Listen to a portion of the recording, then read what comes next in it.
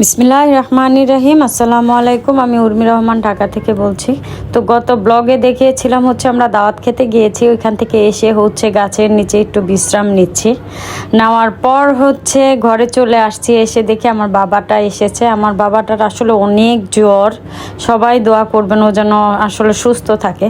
তো আমি যেই কারণে আজকে টাইটেলটা দিয়েছি, আসলে দুপুরে শুধু এই কারণেই আমার ভালো লাগে না দাওয়াত, রাত্রে ভালো লাগে।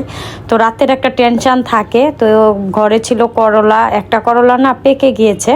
তো আমার ফার্স্ট টাইম হচ্ছে আমি আজকে মনে চাচ্ছে আমার যে আমি করলা ভর্তা খাবো। তো এটা হচ্ছে সিদ্ধ দিয়েছি, আর হচ্ছে করলা ভাজি করেছি, একটু ভেন্ডি ভাজি করেছি, মানে সব কিছু একটু একটু করে। তো এটা যদি আসলে রাতে দাওয়াতটা হতো তাহলে কিন্তু এই টেনশনটা আর মাথায় কাজ করতো না। তো এই কারণে আমি সব সময় দুপুরে দাওয়াত হলে আপনাদের ভাইয়াকে বলি যে দুপুরের দাওয়াতটা কেন যেন আমার খুবই বিরক্তকর মনে হয়।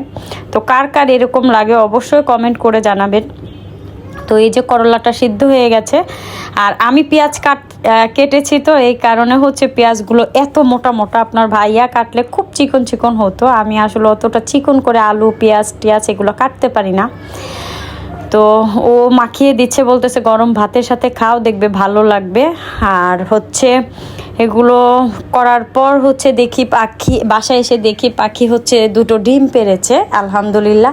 তো ওদের একটু পুষ্টির দরকার। আসলে আমরা মানুষ যেমন আমরা যখন আসলে প্রেগনেন্ট থাকি, তখন কিন্তু আমাদের একটা আলাদা আসলে যত্ন নেওয়া হয়, ঠিক পশু পাখির ক্ষেত্রেও কিন্তু এই রকম।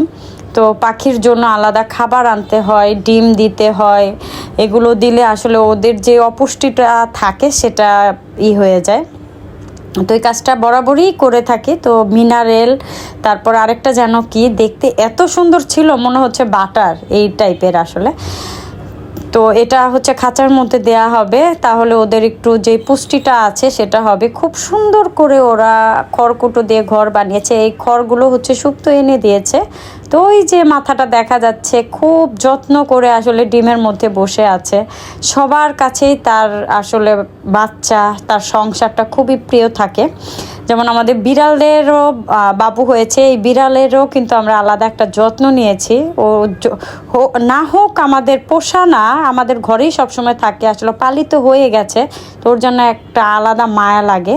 যখন কিছু না থাকে আপনাদের ভাইয়া ফ্রিজ থেকে মাছ বের করে হচ্ছে তাদেরকে ওর জন্য আসলে ভেজে দেয়। তো কতটুকু মায়া হলে আসলে এরকম করতে পারে। আর এখনকার মানুষ এত নির্দয় যে মানুষের জন্যই মানুষের মায়া হয় না। তো এই ছিল আমার ছোট্ট একটা ব্লগ। আল্লাহ হাফেজ।